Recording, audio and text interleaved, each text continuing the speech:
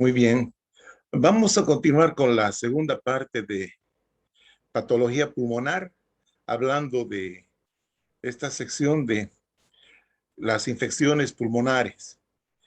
Es interesante tomar en cuenta algunos detalles, ¿no? Por ejemplo, acá dice, se producen cuando se alteran los mecanismos de defensa del pulmón o sistémicos, principalmente, ¿no? Los mecanismos de defensa del pulmón, de la esfera pulmonar. Entonces, estos serían el reflejo tusígeno.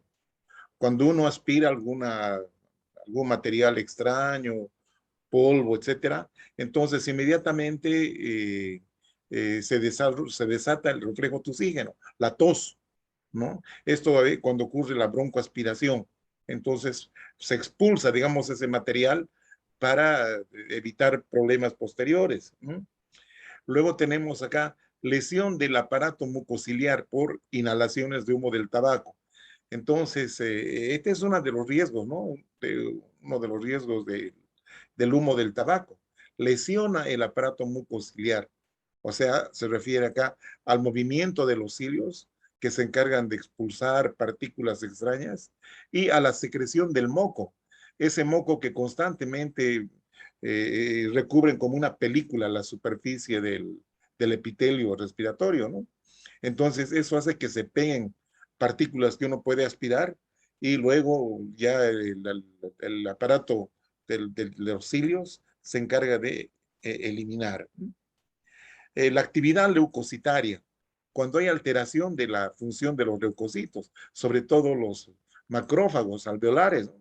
Que se encargan de fagocitar algunas partículas que han logrado ingresar hasta los alvéolos, por decirles algo, ¿no? Bien. Edema y hemorragia, que son el resultado de varias patologías, también pueden provocar infecciones pulmonares. ¿Mm? Y la acumulación de secreciones. Esto sobre todo cuando hay hipersecreción, como hemos visto, ¿no? En el caso del enfisema, del asma, ¿no? Entonces, estas secreciones no solamente pueden dificultar la la permeabilidad de los bronquios, ¿no? De la vía aérea, sino también pueden ser asiento de infecciones, porque este material, las secreciones son como un caldo de cultivo, ¿no? Para que se desarrollen microorganismos. ¿Mm? Entonces, acá tenemos los mecanismos de defensa según la localización. En las vías aéreas superiores, a nivel de la nasofaringe, de la nariz, y bueno, de la parte posterior, tenemos acá el pelo nasal, los cornetes, el aparato mucociliar, secreción de inmunoglobulina A. Son mecanismos de defensa, ¿no? A nivel de la orofaringe tenemos a la saliva, el desprendimiento de células epiteliales, eso es un mecanismo constante. Producción local de complemento, esto nos sirve para la fagocitosis, ¿ya? Y luego interferencia con la flora residente, claro. O sea, la flora habitual, la flora normal que está en ese sector, ¿no? Entonces, obviamente, el complemento, por ejemplo, puede producir una interferencia, ¿no? Con la flora residente, ¿ya? O bien puede ser cualquier tratamiento, una quimioterapia, algún medicamento inmunosupresor que puede bajar nuestras defensas. Entonces, ahí están interfiriendo con esa convivencia con la flora normal. Entonces, al bajar las defensas, esta flora normal se hace más agresiva, ¿no? Produciendo infecciones oportunistas, ¿no? Ya, también tenemos mecanismos a nivel de las vías de conducción, como ser tráquea-bronquios, dice acá, ¿no es cierto? Está la tos, reflejos epiglóticos, estos que se abren o se cierran, ¿no? La epiglotis. Eh, la, la epiglotis sirve para permitir que simplemente pase el aire, ¿no? Y no líquidos ni sólidos, ¿no? Bueno, también la ramificación de los conductos en ángulo agudo. Esto sí tiene su importancia. De alguna manera va a defender, ¿no? De la agresividad o la entrada de algún tipo de partícula, ¿no? Entonces, esta entrada es directa, obviamente. El aparato mucociliar, bueno, siempre está presente, ¿no? En todos los niveles, donde haya epitelio ciliado, obviamente. Producción de inmunoglobulinas, como la G, la M, la A. A nivel del aparato respiratorio inferior, en las vías aéreas terminales tenemos líquido de revestimiento alveolar, como ser el surfactante que mantiene abiertas, ¿sí? aquellos conductos o alveolos, ¿no? Que no presenten cartílago para mantenerlas, digamos, abiertas, ¿no? Entonces, si no hubiese ese surfactante, entonces habría colapso de estos conductos o alveolos, ¿no? Bueno, también ahí interviene el complemento y algunas inmunoglobulinas. También algunas citocinas como la interleucina 1, el factor de necrosis tumoral. Los leucocitos, ¿no? Como los macrófagos alveolares, los neutrófilos o polimorfonucleares. Y bueno, la inmunidad celular que está a cargo de los linfocitos. Entonces hay que tomar en cuenta en este cuadrito. Vamos con algunas patologías infecciosas. La neumonía bacteriana es la inflamación de los pulmones causadas por una infección. ¿Ya? El microorganismo más frecuente es el Streptococcus pneumoniae. Entonces, acá de todo esto vamos a destacar algunos puntos importantes. La bronconeumonía es la inflamación de los bronquios que se propaga a los alveolos pulmonares. O sea que comienza en los bronquios y se propaga, sí, retrógradamente, si ustedes quieren, hacia los alveolos. Y esto se caracteriza por la presencia de focos dispersos de consolidación, o se llaman también placas exudativas. Este tipo de bronconeumonía, que afecta tanto al bronquio como a los alveolos, es causada por los cocos, ya, neumococos, por ejemplo, ¿no? También el Haemophilus influenza, Pseudomonas aeruginosa y bacterias coliformes. Entonces, acá histológicamente, a nivel de los espacios aéreos, hay exudado supurativo, pus, ya que luego se reabsorbe o se resuelve y se restablece la normalidad. Obviamente, acá ayuda mucho el tratamiento, ¿no? Y si no hay un buen tratamiento y no se ha podido eliminar ese exudado, este exudado se organiza. ¿Qué significa organización? Hay depósito de matriz extracelular, ¿no? Como fibrosis, ¿no? Entonces se producen cicatrices que a la larga van a disminuir el funcionamiento pulmonar, ¿no? La función respiratoria. Bien, ahí tenemos los dos tipos de la neumonía, ¿ya? Una es la bronconeumonía, lo que les mencioné hace ratín, que es la presencia de estos focos de consolidación, que generalmente se localizan en un lóbulo.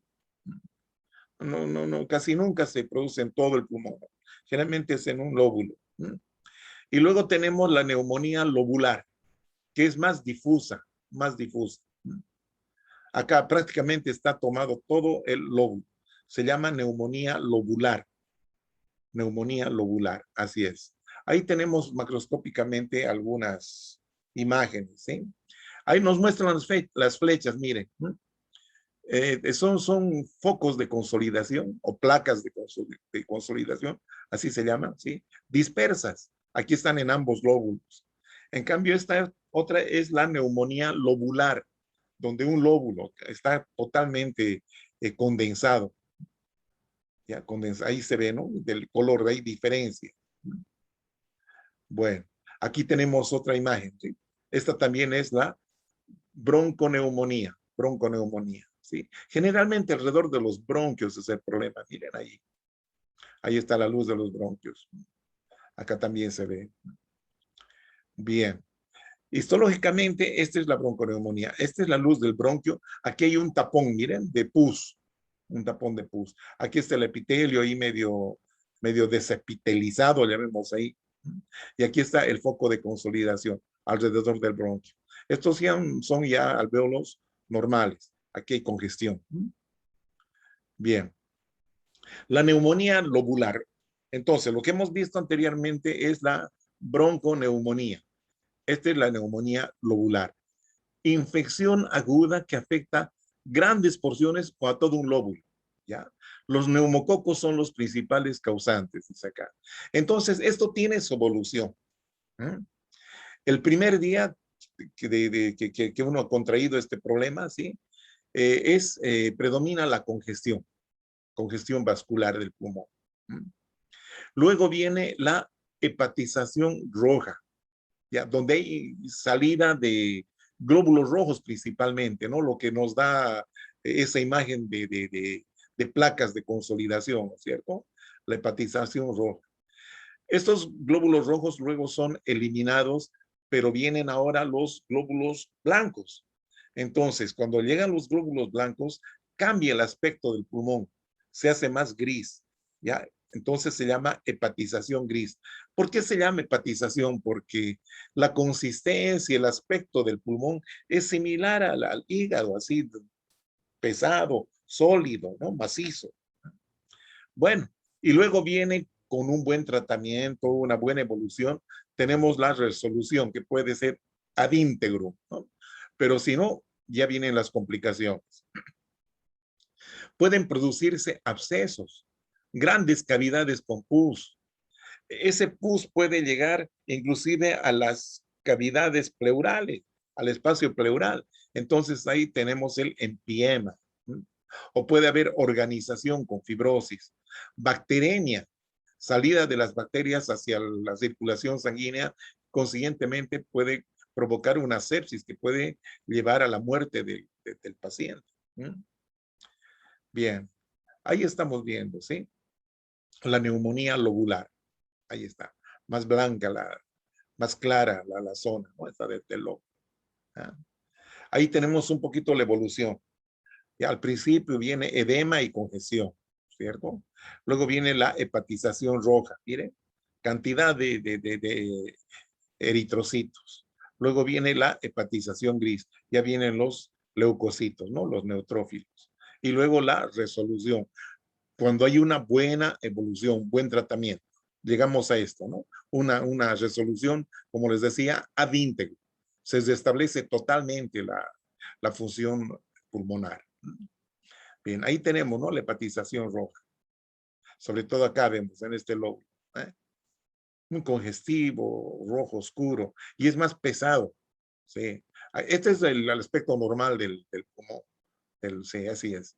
Esto ya es, miren, es distinta, ¿no? Hay mucha sangre en los alveolos. Ahí vemos, ¿no? La placa histológica. Gran cantidad de hematíes, ¿no? Eritrocitos ahí en los alveolos. Obviamente persiste el edema en algunos sitios. Bien, acá tenemos la hepatización gris, todo esto. Y es más pálida la cosa. Todavía queda algo de hepatización roja por acá.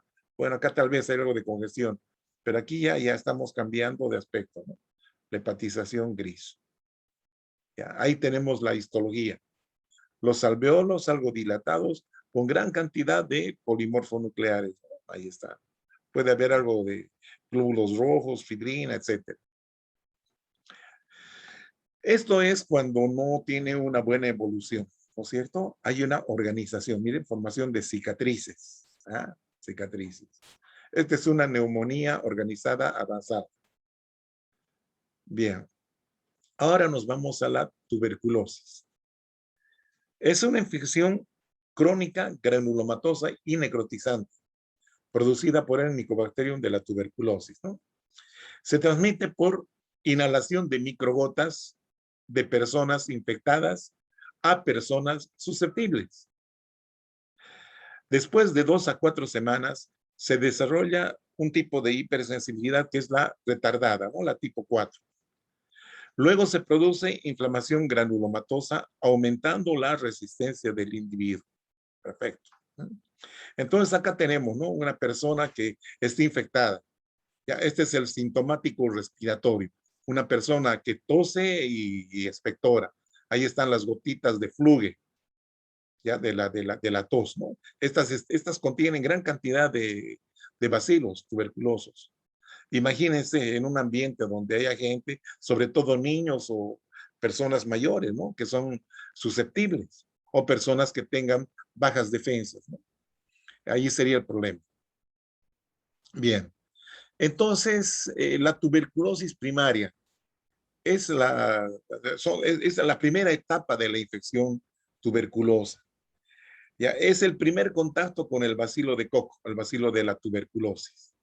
Bien, cuando ocurre este contacto, se va, digamos, se caracteriza la presencia del foco de Gong o chancro de Gong, también se llama así, ¿no? Es una zona de necrosis, de calcificación subpleural, debajo de la pleura, que luego se disemina a los ganglios linfáticos regionales, o sea, los traqueobronquiales, dando lugar al complejo primario o complejo de Gong, que generalmente con la ayuda de una buena tratamiento, ¿no? Un buen tratamiento, se cicatriza o calcifica. O cicatriza y calcifica también, no hay problema. Eh, pero, ¿qué ocurre si no pasa esto? Esto sería lo mejor que pueda pasar, obviamente.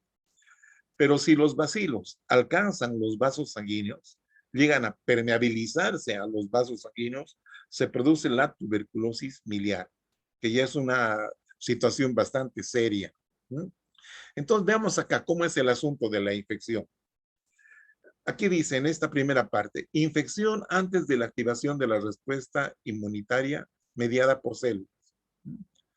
Ya, entonces, ¿qué es lo que ocurre? Acá llega el micobacterio, el bacilo. Entonces, estos bacilos presentan en su superficie, o bien una vez que están dentro de nuestro sistema, eh, presentan unas moléculas, ¿no? En la superficie de su pared. Ahí están, estas de acá, que pueden ser manosa, pueden recubrirse por C3b, ¿no? La fracción 3 C3b del complemento, y otros dice acá. Ahora, el primer contacto que van a tener son con los macrófagos alveolares, que están presentes en el pulmón. Y estos tienen receptores de manosa. También el receptor del complemento, ¿no? Del C3. Y otros más. ¿Qué es lo que ocurre? Entonces, esto se une al receptor, ¿no? La manosa principalmente, o C3, lo que sea. Pero estos tienen su receptor. Aquí, para simplificar, vamos a ver esto. Entonces, una vez que se fija al receptor, este bacterio es englobado, el micobacterio, ¿no es cierto? Y llega hacia el citoplasma, ¿ya?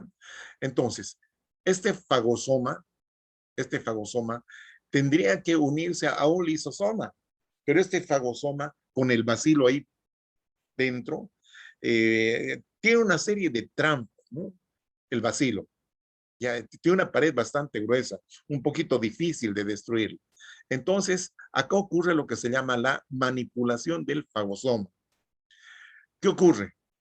Que bloquea la maduración de los lisosomas. ¿Ya? Aquí va a haber una ausencia de un pH ácido que sería lo ideal para la destrucción del micobacterio. ¿Ya? Entonces, todo esto va a dar lugar a una formación de un fagolisosoma ineficaz. O sea, ¿qué es lo que va a ocurrir? Que el bacilo no muere, por mucho que se haya unido a un lisosoma, pero el lisosoma ha sido manipulado por los productos del micobacterio que bloquea la maduración, hay ausencia de un pH ácido y bueno, no funciona, no funciona. Entonces, ¿qué es lo que vamos a ver? Que dentro de ese fagosoma estos micobacterios se multiplican, ¿sí? Sin control, proliferación bacilar descontrolada, ¿ya? Entonces, estos pueden salir, ¿no? Pueden salir de este ambiente, ¿sí? Pueden salir y pueden diseminarse a la sangre o a otras localizaciones del pulmón, ¿no? Y esto no es bueno, ¿no? Si van a la sangre pueden producir una bacteremia, ¿no? Y luego la tuberculosis miliar. Y eso no es bueno, les decía. Bien, entonces vamos a la segunda parte. Activación y consecuencia de la respuesta inmunitaria, ¿no? La inmunidad celular, digamos acá. Entonces, el macrófago alveolar ya tiene registradas sus componentes del microbacterio. ¿Mm? Entonces, esos componentes antigénicos son presentados a los linfocitos T. Ahí está, ¿no? La presentación, gracias a la interleucina 12, ¿no? Es la principal que provoca la unión de estos dos elementos, el macrófago alveolar con el linfocito T. Entonces, este linfocito T, ahí está su receptor, ¿m? Se va a sensibilizar contra los microbacterios tuberculosos, se sensibiliza, ¿ya? Entonces, ¿qué es lo que va a ocurrir?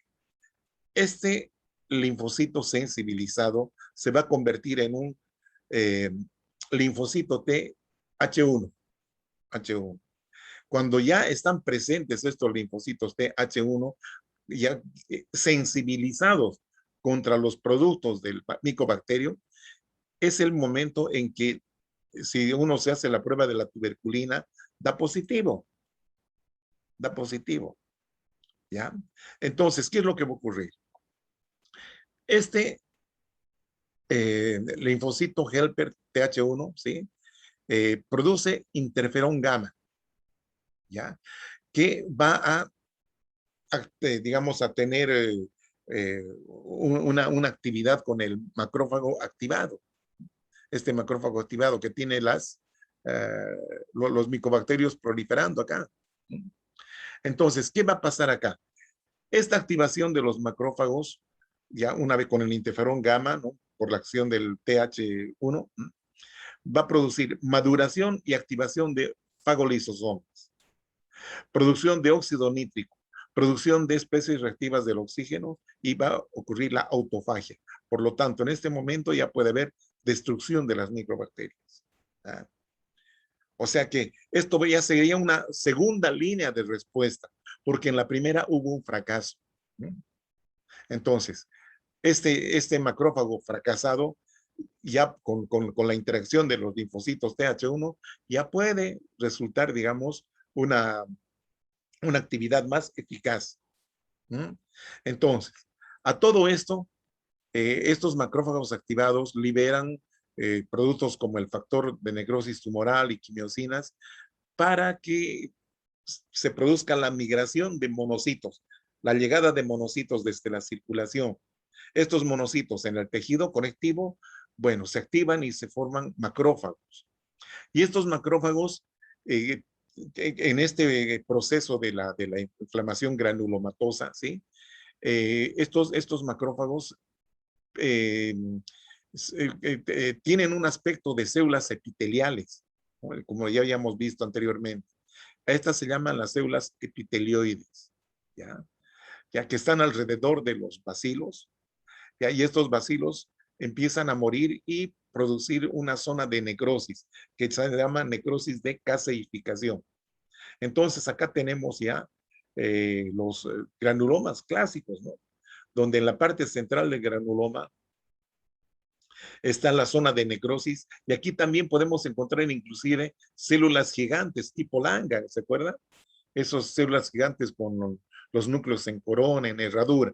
Bueno, entonces ahí tenemos, ¿no? El centro de necrosis de caseificación, acá están las células epitelioides, luego vienen la corona de linfocitos, son linfocitos T sensibilizados, y por fuera está ya principios de intentos de reparación. Hay depósito de matriz, ¿no? Va a haber un tipo de fibrosis, como una capsulita se va a producir, ¿no?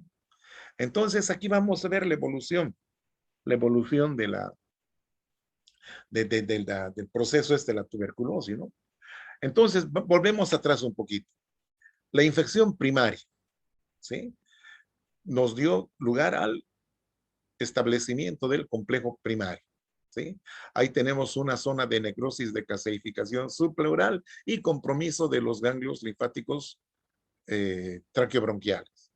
Entonces, aquí tenemos el foco de Gón más el ganglio regional, infectados ambos, se denomina esto el complejo de Gón o complejo primario. ¿Ya? De acá, si es que tiene una buena respuesta, un buen estado inmunológico el paciente, ya entonces esto se va a focalizar, ¿ya? Va a ocurrir lo que vimos acá, ¿no es cierto? Primero una inflamación granulomatosa, después pueden desaparecer, ¿ya? Desaparecer, entonces acá lo que va a quedar es una zona de cicatriz, lo mismo en el ganglio. Entonces, esta es una lesión curada. Esto es lo mejor que puede pasar. Pero ¿qué pasa si no hubo esa curación? Estas zonas van a quedar latentes, lesiones latentes. Los organismos están latentes, ya sea dentro del pulmón o extrapulmonares en los ganglios. Ahí estamos bien. Entonces, ¿qué es lo que va a ocurrir? Vamos a continuar con la tuberculosis primaria progresiva. Quiere decir que como no hubo buenas defensas, un buen tratamiento, y el paciente, bueno, no responde, es desnutrido, etcétera, etcétera. Entonces, estos focos de infección se propagan, mira. Estaba en el lóbulo superior, pasa al inferior, y bueno, también están presentes en los ganglios, y pueden afectar a otros ganglios regionales más. Entonces, eso llamamos la tuberculosis primaria progresiva, que puede haber la diseminación hematógena masiva produciendo la tuberculosis miliar. La tuberculosis miliar es cuando afecta a todo el pulmón y también a otros órganos, ¿no? Porque ha habido diseminación por la sangre. Entonces, está comprometido el riñón, el hígado y el vaso principalmente. Bueno, entonces, ¿qué es lo que está ocurriendo acá? Estas lesiones latentes se han reactivado y hubo una reinfección, ¿no es cierto?, de lo que era el complejo primario, la tuberculosis primaria, en la progresión. Entonces, esta situación de progresión, vamos a llamarla la reinfección, que vamos a llegar a la tuberculosis secundaria. ¿Y qué pasa con la tuberculosis secundaria? Hay una serie de hechos, una serie de cambios, ¿no es cierto? La destrucción es mucho mayor, inclusive se pueden formar cavidades, grandes áreas de calcificación, y alrededor de todas estas lesiones hay fibrosis, una cicatriz. ¿Eh? Entonces, aquí pueden comprometer también el riñón en este caso, necrosis de calcificación. Y si la cosa continúa, vamos a la tuberculosis secundaria progresiva, que también nos lleva a una diseminación hematógena masiva. Y bueno, llegamos a una tuberculosis miliar, con compromiso de otros órganos, principalmente hígado y vaso. Bueno, como verán, el tiempo de evolución puede ser de semanas en las primeras etapas a años, ¿no? Cuando llegamos a una TB secundaria o una, bueno, secundaria progresiva, ¿no? Porque la TB miliar puede ocurrir en este estado, ¿no? De tuberculosis primaria progresiva o secundaria progresiva. ¿Ya? De la misma manera, se produce la diseminación hematógena y esto sí o sí nos da lugar a una tuberculosis miliar. Bien, ¿qué pasa con la tuberculosis secundaria? Hay una infección activa en un individuo previamente sensibilizado.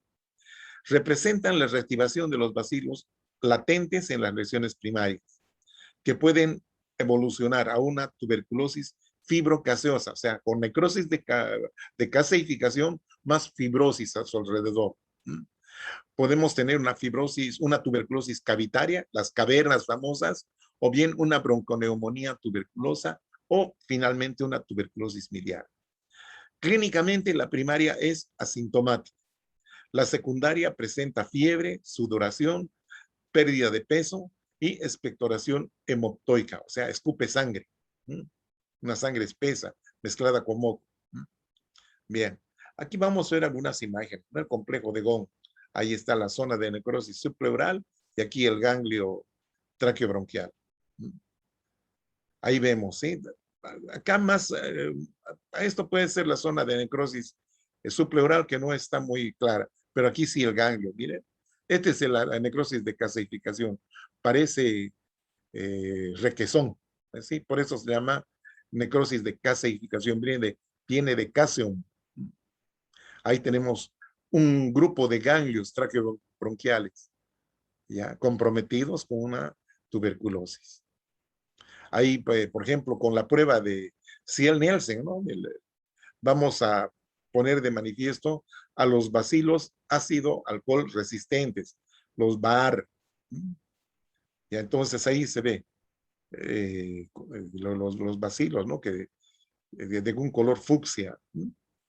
Ahí está. Ahí también se ven, ¿sí? Los bacilos. Aquí vemos la diseminación hematógena primero en el mismo órgano, miren, el mismo pulmón, se han diseminado a otros puntos, ¿sí? A otras áreas del pulmón. Ahí vemos, miren, múltiples. ¿Eh? Esto entonces es parte del contexto de la tuberculosis miliar, ¿ya? Porque miliar se refiere también a compromisos de otros órganos, como el hígado, el vaso, ¿no? Eso ya hemos visto. Ahí tenemos los granulomas. Esta es la necrosis de calcificación. Ahí está la fibrosis, los linfocitos. Acá no se ve mucha célula epitelioide, pero aquí se ve una célula gigante tipo Langerhans. Lo mismo acá. Esta es una zona de necrosis, de calcificación. Este es pulmón. Ahí vemos, ¿no? La zona de necrosis. Y ahí aquí se ve las células gigantes, tipo Langerhans. Bueno, ahora vamos a las infecciones gripales. Las infecciones virales son causadas, gripales, perdón, son causadas por un virus, RNA monocatenario de una sola cadena, cubierto por una proteína que determina el tipo, ¿no? A, B o C. ¿Ya? Entonces, la envoltura del virion, ¿sí? Eh, contiene proteínas como la hemaglutinina, que puede ser de distintos tipos, ¿no? H1, H2 o H3, y la neuraminidasa vírica, que puede ser N1 o N2, ¿ya? Y la combinación tanto de la hemaglutinina con la neuraminidasa, la combinación de ambas, dice acá, determinan el subtipo. Por ejemplo, H1N1, H3N2, es la combinación de las H con las N. Podemos encontrar una variabilidad, ¿no? ¿Y esto por qué? Porque generalmente mutan, pueden mutar, dice acá, ¿ya? Los anticuerpos impiden o atenúan la infección gripal. Entonces acá se ha visto que las vacunas tienen, digamos, una buena participación, ¿ya? Ahí está el virium del virus de la gripe, ¿no? Ahí tenemos la bicapa lipídica, que era de algún huésped que han infectado. Ahí tenemos la matriz proteínica, el RNA, ¿no? El material genético del virus. Y acá en la cápside, ¿no? Tenemos estas dos proteínas, ¿no? Las neuraminidasa y la hemaglutinina. Entonces, el virus de la gripe. Luego tenemos el nuevo coronavirus, el COVID, ¿no? 19. Los coronavirus son una extensa familia de virus que pueden causar enfermedades tanto en animales como humanos. En los humanos se sabe que varios coronavirus causan infecciones respiratorias que pueden ir desde un resfriado común hasta enfermedades más graves como el síndrome respiratorio del Oriente Medio, el MERS, ¿no? Y el síndrome respiratorio agudo severo, el SARS. Entonces, el nuevo coronavirus está más en este contexto, ¿no? Del SARS. El coronavirus que se ha descubierto más recientemente es el nuevo, ¿no? Por eso se llama así, nuevo coronavirus. Se ha descubierto, ya saben ustedes, en la China, ¿no? En ese lugar llamado Wuhan, creo. Entonces, esta nueva enfermedad se la ha denominado coronavirus o COVID-19, ¿ya? Los signos y síntomas de la enfermedad pueden aparecer entre 2 y 14 días después de la exposición al virus. Este periodo entre la exposición y la aparición de los síntomas se llama periodo de incubación. Los signos y síntomas comunes pueden incluir fiebre, tos, cansancio. Luego, falta de aire, dificultad para respirar, dolores musculares, escalofríos, dolor de garganta, pérdida del sentido del gusto o del olfato, dolor de cabeza, dolor de pecho, ¿no? Es ese dolor precordial que se llama. Ya acá tenemos los viriones, ¿sí? Ahí está su cápsula y estas son las proteínas que están en la superficie, ¿no? Proteínas de superficie. ¿ya? Ahora tenemos la última variación ha sido la aparición de esta variante, ¿no? La variante Delta. Los síntomas más comunes reportados en pacientes con esta variante Delta, donde más estudiado, ¿no? Es en el Reino Unido. Se ha descrito que existe dolor de cabeza, dolor de garganta y secreción nasal. Pero donde apareció esta variante, la primera región ha sido en la India, ¿no? Pero miren, obviamente que en el Reino Unido, que tiene más recursos, han podido estudiarla más y bueno, y buscar formas de neutralizar, ¿no? La virulencia de este microorganismo. Los expertos ingleses apuntan que parece más un resfriado común y que no tendría, según los primeros datos, los síntomas clásicos del virus original, como la tos o pérdida del olfato. Vean ustedes. Aunque los afectados no se sientan muy enfermos, pueden ser contagiosos y poner en riesgo a otras personas. ¿Ya? Este es el problema, ¿no? De que este tipo de virus también ha afectado a niños menores y adolescentes, ¿no? Gente joven. Lo que no ocurrió tanto con el virus, en el COVID clásico, ¿no? Entonces ahí tenemos, ¿no? Las distintas, pues, por la mutación, los distintos tipos. Y este es el delta, el que está causando problemas eh, en muchas regiones, ¿no? Como les decía, empezó en India, Inglaterra, aquí en Sudamérica, en Brasil y Argentina, ¿no? Bien, entonces dejamos las infecciones y vámonos a los tumores. Ya, los tumores pulmonares. Aproximadamente el 95% de los tumores que nacen en el pulmón son carcinomas, ¿ya? Y el 5% restante constituyen un grupo misceláneo en que los que se encuentran las neoplasias carcinoides, ¿ya? Que significa que parecen carcinomas, pero tienen otro contexto, ¿no? Son bastante parecidos a los linfomas, pero eh, tiene algunas diferencias, ¿no? Bueno, entonces en este grupo misceláneo, dice, se encuentran los carcinoides, neoplasias malignas, que pueden ser de tipo de origen mesenquimatoso, como por ejemplo el fibrosarcoma, leiomiosarcoma. También podemos comentar a los linfomas y algunas otras que pueden ser benignas, ¿no? Algunos tumores benignos. El tumor benigno más frecuente es el amartoma, ¿se acuerdan de los amartomas? Que son neoplasias esféricas pequeñas, llegan a medir de 1 a 4 centímetros. Generalmente son subpleurales. Ya, y a la histología lo que nos muestran son tejidos propios del órgano, pero que no deben estar ahí, como ser el cartílago, ¿no?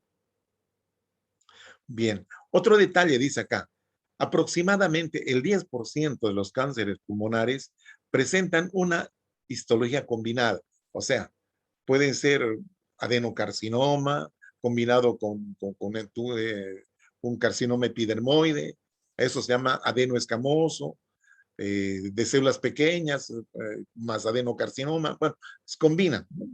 Entonces se combinan dos o más tipos de los que vamos a describir, no ya descritos, sino de los que vamos a describir, ¿no? Aquí tenemos la clasificación de los tumores pulmonares epiteliales malignos, epiteliales, ¿no? Del 2015 de la OMS. Entonces acá están el adenocarcinoma de glándula, ¿no? De las glándulas, que pueden tener subtipos como el acinar, papilar, micropapilar, sólido, predominantemente lipídico o mucinoso. ¿Mm? Carcinoma escamoso o carcinoma epidermoide también se llama.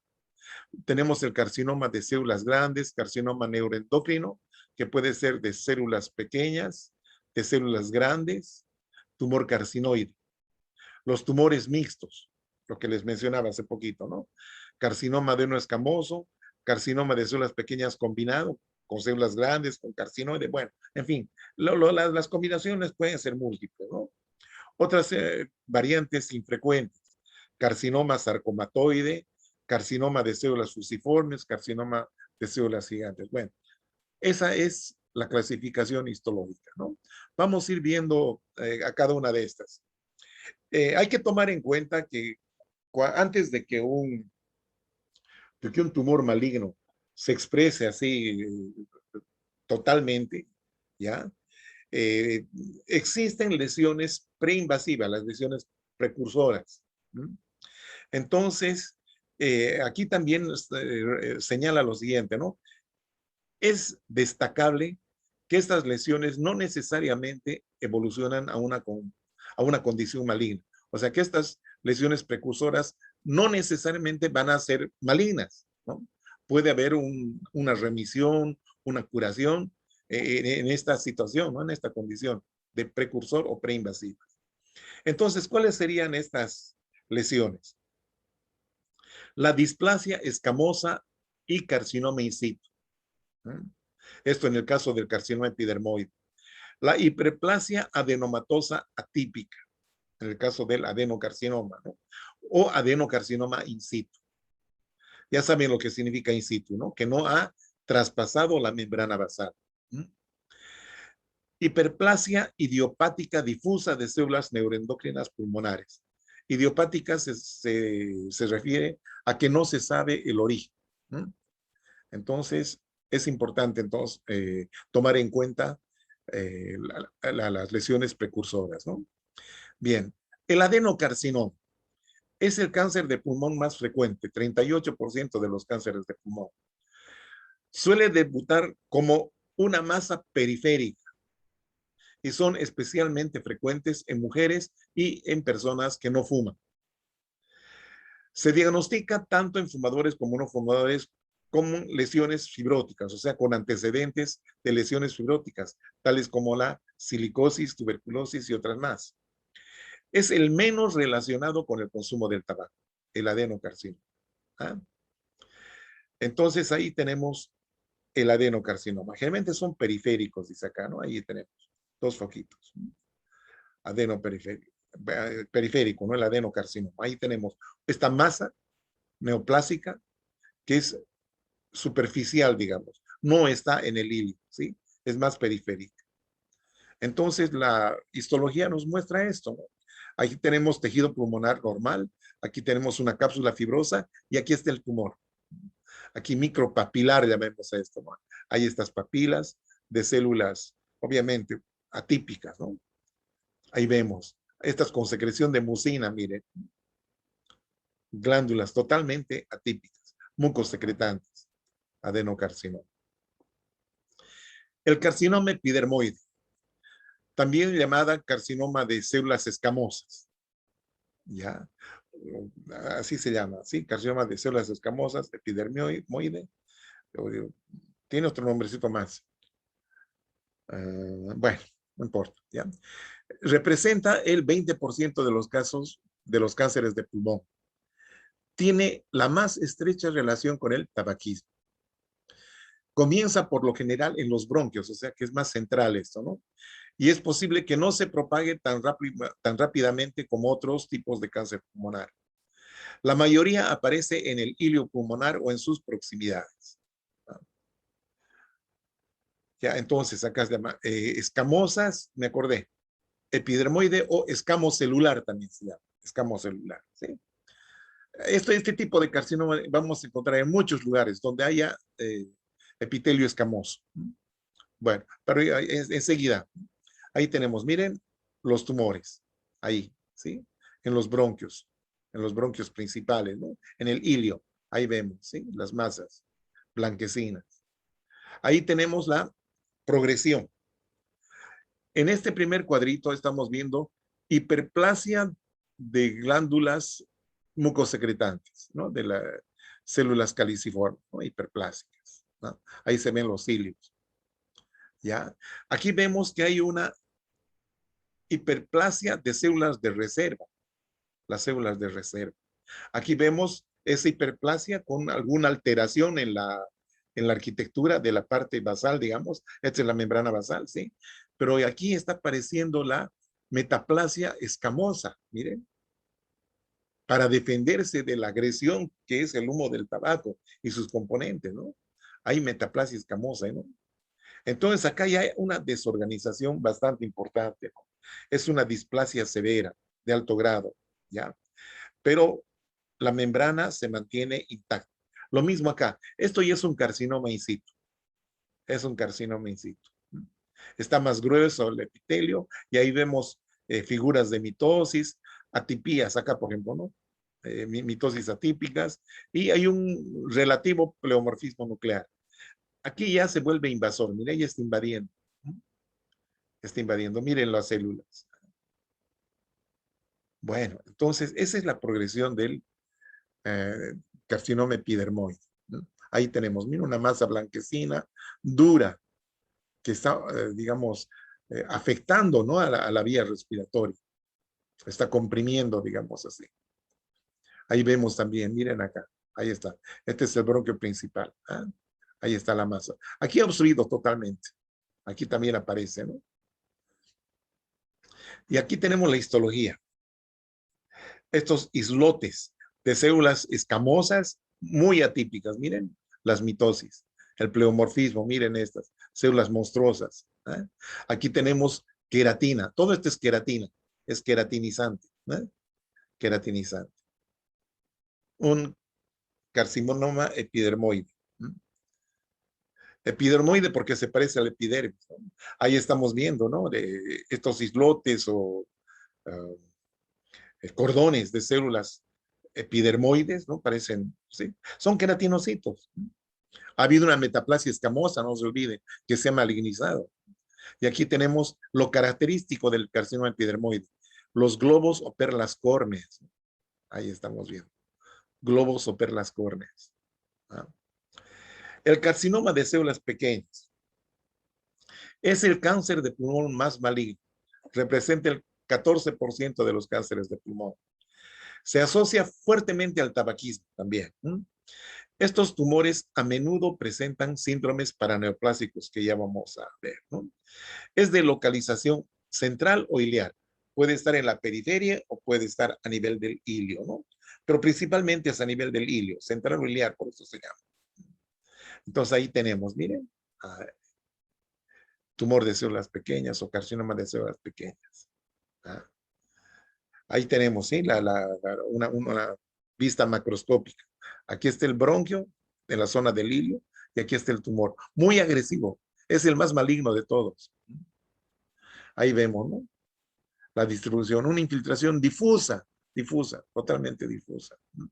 Hay áreas de necrosis, se puede ver acá, pero son células pequeñas, si se puede ver, ahí están, pequeñas, ¿ya? Sí, ahí se las ve, ¿no? Células pequeñitas. Aquí hay necrosis. Son muy parecidas unas con otras. Este es el carcinoide. Ahí se ve, ¿no? Son como masas polipoides. Son neoplasias malignas de bajo grado, dice aquí. Subclasificados como típicos o atípicos. Ya, estos últimos se asocian a mayores tasas mitóticas, necrosis focal, mayor pleomorfismo e invasión linfática. Ahí tenemos, ¿no? La superficie de un bronquio y esta masa polipoide. Y aquí vemos la histología. Es muy parecido al de células pequeñas, pero la diferencia es que esta tiene una disposición medio alveolar. Miren, ahí está. ¿Ah? Alveolar. Aquí hay tejido conectivo que la separa en compartimientos, ¿no? Entonces, esa característica tiene el carcinoma. ¿Mm? Carcinoma de células grandes. Representa el 3% de los cánceres pulmonares. Probablemente sean carcinomas epidermoides o adenocarcinomas poco diferenciados. No se sabe. ¿Mm? Pueden aparecer en cualquier parte del pulmón y tiende a extenderse rápidamente, por lo que el pronóstico de estos pacientes normalmente no es muy prometedor. ¿Mm? Bien, ahí tenemos, ¿no? Por ejemplo, a nivel iliar, acá, y un poquito más periférico acá, ¿no? El carcinoma de células grandes. Ahí tenemos, ¿no? Periférico, mucha necrosis, ¿eh? Mucha necrosis. ¿Ya? Y ahí tenemos, ¿no? Las células grandes, con núcleos bastante vesiculosos, nucleolo visible, ¿no? Hay cromatina dispersa por ahí, citoplasma pálido, muy pleomórficas, muy pleomórficas. Hablábamos de síndromes paraneoplásicos. Estos síndromes están asociados al carcinoma de pulmón en general, pero más frecuentemente al de carcinoma de células pequeñas. Bueno, ahora estos cánceres pulmonares pueden liberar o pueden producir hormona antidiurética, ¿ya? Entonces, aquí tenemos síndrome de secreción inadecuada de hormona antidiurética. Entonces, estos pacientes constantemente están haciendo pipí, haciendo pis. Producen esta hormona, la ACTH, corticotropina, que va a producir el síndrome de Cushing. Ya es una pigmentación de la piel, aparece una jiba y en la parte superior de la espalda. También pueden producir hormonas paratiroideas, ya péptido relacionado con la hormona paratiroidea, dice acá, o prostaglandina E, que va a producir hipercalcemia. Esto frecuentemente la produce la de células pequeñas, ¿sí? Pueden producir calcitonina, lo que nos lleva a una hipocalcemia. Gonadotrofinas nos puede llevar a una ginecomastia. En el varón hay crecimiento de los pechos, ¿no? Serotonina, esto principalmente en el síndrome carcinoide. Esto da lugar a crisis hipertensivas principalmente. ¿Mm? Y hay otro carcinoma menos frecuente, es el bronquiolo alveolar. Representa el 3%, dice acá. Es una forma de adenocarcinoma. No está relacionado con el tabaco y que a veces produce importante broncorrea, secreción bronquial. ¿Ya? Es el tipo de carcinoma pulmonar que aparece en la esclerodermia. ¿Ya? Es el tipo de carcinoma pulmonar que aparece en la esclerodermia. Se presenta igual en hombres que en mujeres, dice acá. A veces en la radiografía aparece un infiltrado alveolar, ¿no? Que lo que se ha llamado la neumonía crónica, pero eso es para los radiólogos. La verdad que yo no estaría muy bien informado de eso. Bien, ahí tenemos el tumorcito. ¿Ah? El tumorcito, ahí está, cerca de las costillas, mire, casi en la pleura. Ahí tenemos, ¿no? Glándulas, estructuras glanduloides muy compactas, apenas separadas con unas trabéculas conectivas. Pero miren, las células son muy atípicas realmente. Mitosis por acá, mitosis por allá. En cuanto a la pleura, y hemos hablado bastante de la pleura, ¿qué tipo de patologías puede producirse? Los derrames, ¿no? Acumulación de líquido, ya puede ser el líquido seroso, puede ser sangre, puede ser linfa, puede ser pus, o puede ser aire, ¿no? Cuando hay acumulación de aire se llama neumotórax. Cuando solamente es un líquido seroso es el hidrotórax. Sangre, hemotórax. Cuando hay pus, piotórax, en fin. Entre los tumores benignos son bastante raros, ¿no? Pero ahí tenemos como representante el fibroma pleural. Y entre los malignos, los mesoteliomas, ¿no es cierto? Con sus dos tipos histológicos más representativos, el tipo sarcomatoide y el tipo epitelioide. Muy bien. Entonces, con esto terminamos el capítulo de patología pulmonar. Ya la próxima semana veremos la parte de digestivo 1. Hasta digestivo 1 inclusive va a ser el segundo parcial. Yo creo que lo vamos a dar la última semana de septiembre. Muy bien, jóvenes. Que pasen buen fin de semana.